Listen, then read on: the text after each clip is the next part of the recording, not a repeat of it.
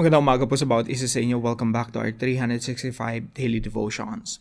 Gusto ko lang bumbatiin yung mga disipulo ng ating Panginoong Jesucristo worldwide. Now, yung theme o yung pinaka-tema po natin this week, it's about being a disciple.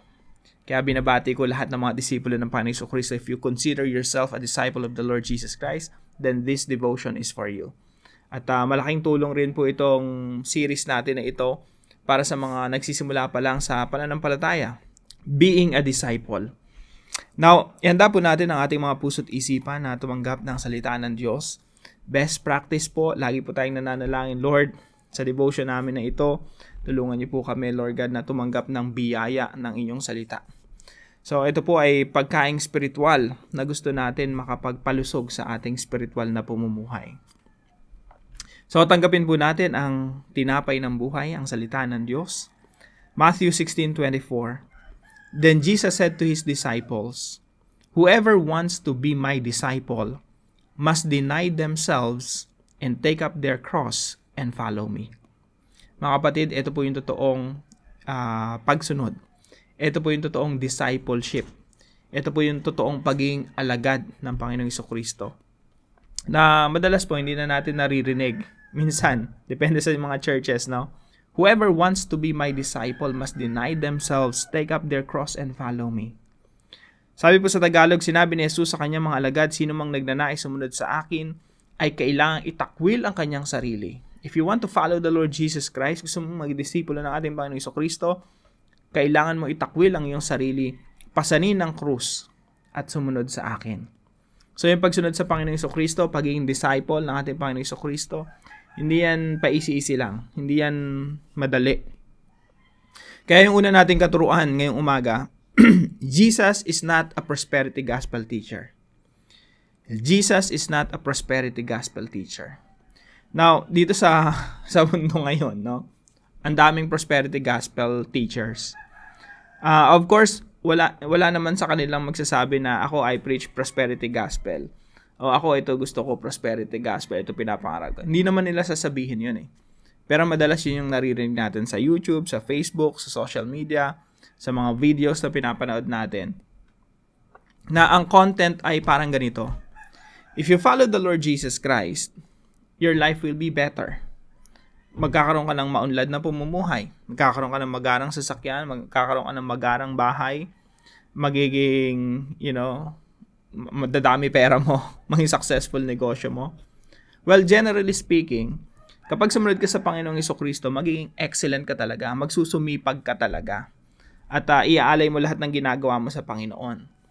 At kadalasan, dahil nagiging excelente ka, pinagbubuti mo lahat ng ginagawa mo alang-alang sa Panginoong Jesucristo, minsan kasabay nun yung pag-unlad sa buhay. But it is not necessarily that way. Minsan, kahit sunod ka na sunod sa Panginoon, minsan, suffering, paghihirap, ang ating dadanasin.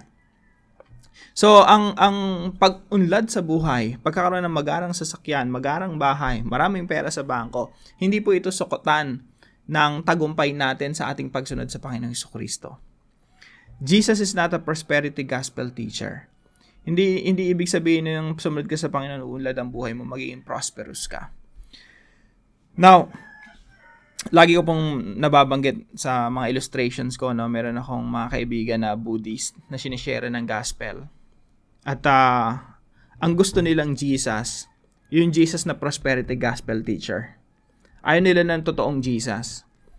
Kaya ang hirap na hirap akong i-share sa kanila yung gospel. This is the gospel. This is what the Lord Jesus says. Ang gusto nila, yung Jesus na kapag sumunod sila kay Jesus, uunlad sila sa buhay, maging successful yung negosyo nila. So, for a time, tinetest nila, no? Sige, I wanna try your Jesus. So, susunod sila sa Panginoon. Pag pumalpak yung business nila, sabi nila, I don't want Jesus anymore. Christianity doesn't work. Ayun yung madalas nilang sinasabi sa akin. Now, tandaan natin, Jesus is not a prosperity gospel teacher na susunod ka lang sa Kanya dahil umuunlad ang buhay mo. Pag hindi na umunlad ang buhay mo, pag pumalpak ang negosyo mo, bitaw ka na kay Jesus. So, hindi po ibig sabihin ng pagsunod sa Panginoon ay uunlad ka sa iyong buhay. Financially, or magkakaroon ka ng magarang sasakyan, magarang bahay, at titingalain ka ng mga tao sa paligid mo. Number 2, discipleship is a journey to self-denial. Yung pagsunod po sa ating Panginoong Jesucristo, ito isang paglalakbay. Paglalakbay patungo sa pagtatatwa sa ating sarili. So habang sumusunod ka sa Panginoon, lalo mong itinatakwil ang iyong sarili. You're leaving yourself behind. Habang napapalapit ka sa Panginoong Jesucristo, iniiwan mo na yung dati mong pagkatao. Kasi yung dati nating pagkatao, mga kapatid, we love the comfort of this world. We love worldly pleasure.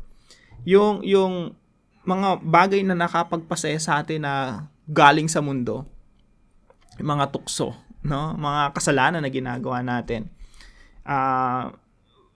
I'm sure, no, marami sa atin in the past, maraming bisyo, sagana sa mga illegal na ginagawa sa buhay. Yung walang pakialam sa Diyos. Tapos sagana sa worldly pleasure. Now, yan po yung natural. Yan po yung gusto ng mundo, yung pagiging, yung karangyaan, yung pagiging, yun na yung marami tayong maipagmamayabang sa buhay. That's what we want. Worldly pleasure. Yung nakapagpasaya sa atin. Yung proud na proud tayo pag nakapag-travel tayo around the world. Angat tayo sa ibang tao. Pero pag naging tagasunod tayo ng Panginoong Jesucristo, hindi na yun ang priority ng buhay. Hindi na pagyaman ang prioridad ng buhay. Yung pagsunod sa Panginoong Jesucristo, it takes self-denial. Lumalayo tayo sa ating mga sarili habang napapalapit tayo sa ating Panginoong Jesucristo. Kaya nga sabi na isang writer, no? No one follows Jesus who ever stays the same. Ibig sabihin, pag sumusunod ka sa Panginoong Jesucristo, hindi pwedeng manatili ka sa sarili mo. Kailangan merong pagtatakwil sa ating sarili. Merong mga paghakbang na nalalayo tayo sa ating mga sarili na makasalanang laman patungo sa ating Panginoong Jesucristo. So sabi ng Panginoong Jesucristo, sino mang nagnanais sumunod sa akin, kailangang itakwil ang kanyang sarili. May pagtatakwil po na nagaganap. Deny themselves. At pangatlong katuruan po natin, following Jesus requires the cross. Ang pagsunod sa ating Panginoong Jesucristo, isa sa mga requirement doon, yung cross. Si Jesus Christ po, napunta rito, meron siyang misyon, He embraced the cross. Niyakap niya yung cross, pinasay niya yung cross, dinala niya dun sa cross ng Kalbaryo, dun siya napako sa ikaliligtas natin. Now, sa atin mga kapatid, sabi ni Jesus Christ, kailangan din natin pasanin yung ating mga krus. Now, hindi po madali ang magpasan ng krus. Si Jesus Christ, let's put it this way. Kung ikukumpara sa Panginoong Jesucristo, si Jesus nagpasan literal na krus. Mabigat, doon ka ipapako. Literal na krus pinasan niya. Yung utos ng Panginoong Jesucristo dito, hindi po ito literal na kailangan mong magpanday, magpukpok, bumili ka ng martilyo at kahoy, pukpok ka, gumawa ka ng krus at pasanin mo. Hindi po literal yan. Yung totoong mahirap na ginawa, yung kay Jesus.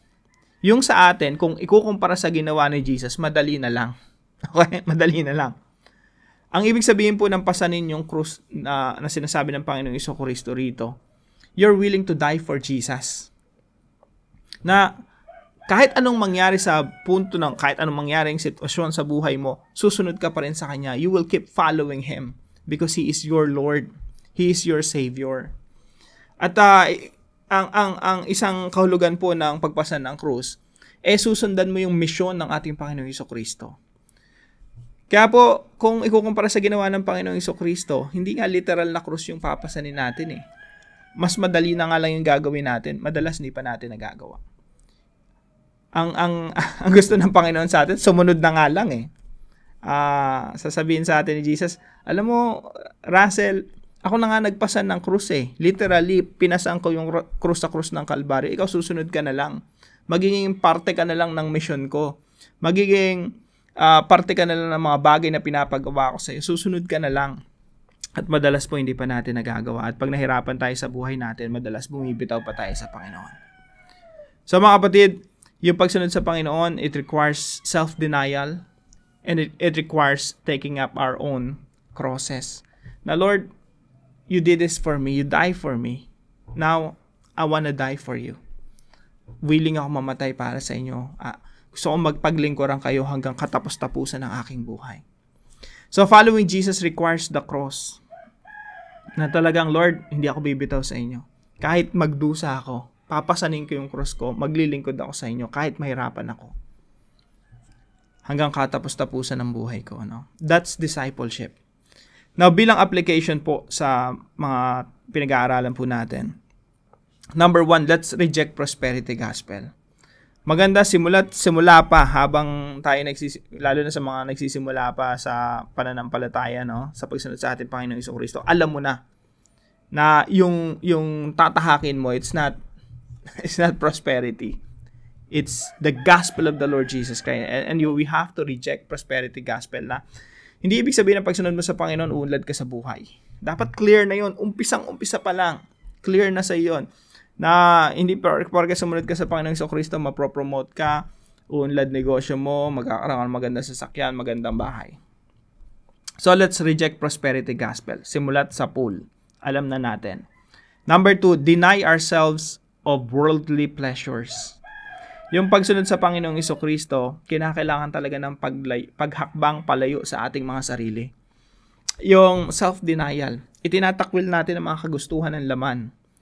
Kaya ang pagsunod sa Panginoon, meron talagang meron talagang pagtatatwa sa ating mga sarili. We're beating ourselves. Para bang, parang penitensya, no? Pero hindi naman tayo dapat nagpe-penitensya. Pero alam mo yung self-denial. Hindi mo nanaisin yung worldly pleasure at the expense of your following, at the expense of your obedience to Jesus Christ. So we have to deny ourselves of worldly pleasure. Ikaw ba ay mahilig sa laman, sa mga kagustuhan ng laman? Pag sumunod ka sa Panginoong Jesucristo, kailangan mo talaga i-deny yung sarili mo. Iwanan mo yung sarili mo na mahilig sa laman, no? Mahilig sa mga makamundong bagay. Kailangan talaga ng pagbabago sa ating mga sarili. Dahil yung discipleship, it's a journey towards self-denial, patungo sa ating Panginoong Jesucristo. Number 3 po, let's embrace the cross. Pasanin po natin yung ating mga krus. Ibig sabihin, sundin natin ang Panginoong Jesucristo. Let's be willing to die for our Lord, for Jesus Christ, our Savior. At wag nating isipin na mas mahirap pa yung gagawin natin kaysa sa ginawa ng Panginoong Jesucristo. Si Jesus Christ na yung namatay doon sa krus, susunod na lang tayo.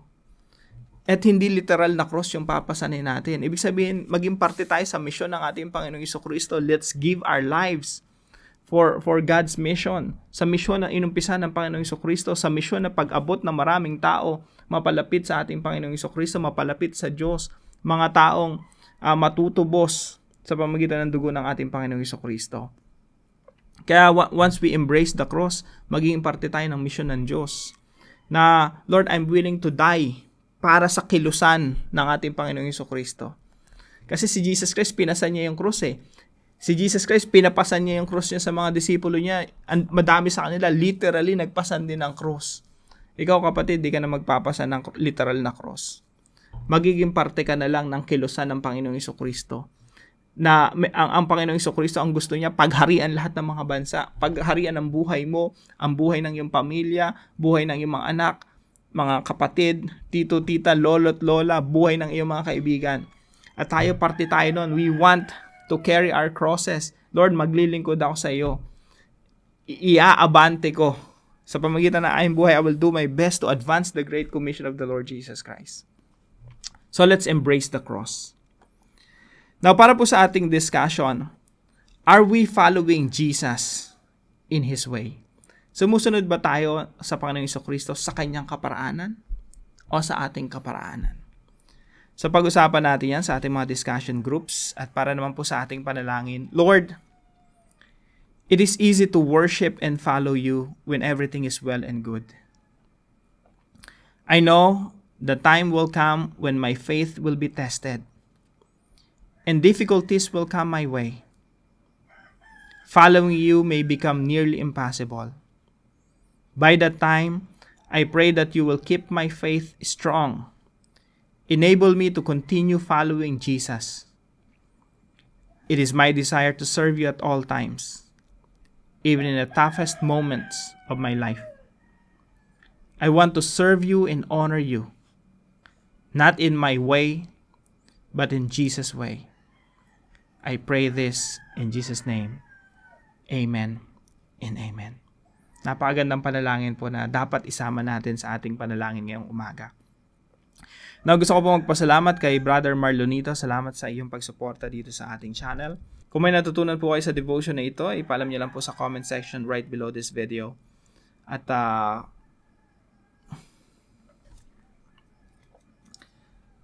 kung kayo po may natutunan sa devotion natin na ito, ipaalam niyo lang po sa comment section right below this video. Sa pagpalain po kayo ng ating Panginoon, see you po tomorrow 5 a.m. dito sa ating Daily Devotion.